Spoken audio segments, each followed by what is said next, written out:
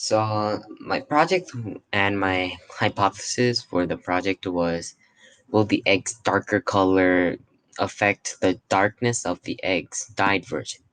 And I think that it was a pretty good hypothesis because I decided that I would keep it simple. I wouldn't make it too hard, like make it about atoms and stuff, although that was my first hypothesis, and it wouldn't be way too easy. So the experiment involved a lot of attempts because some of the attempts ended up the egg molding quicker than I thought, or the fabric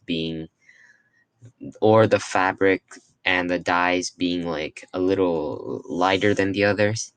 So that was a lot of attempts that involved, and my results were pretty surprising, but not at the same time because, like, I predicted that my hypothesis would be correct, and it was, but like I was still surprised that like dyeing the egg even worked.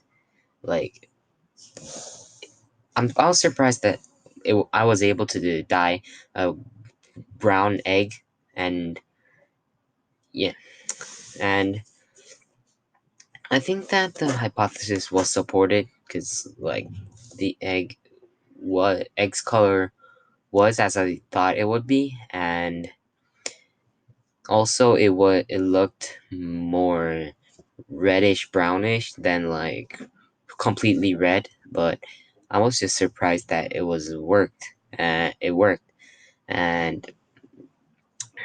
I think that fabrics, um, just overall doing fabrics for this experiment was like an easier topic for me because like I could just use like the same dye that I could just use like the same material for the dye that I was making. I wouldn't need like blueberries, tomatoes, and like onions. I would just have to stick to one thing.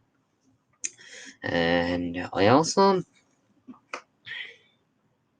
think that my work was pretty good and it wasn't that bad.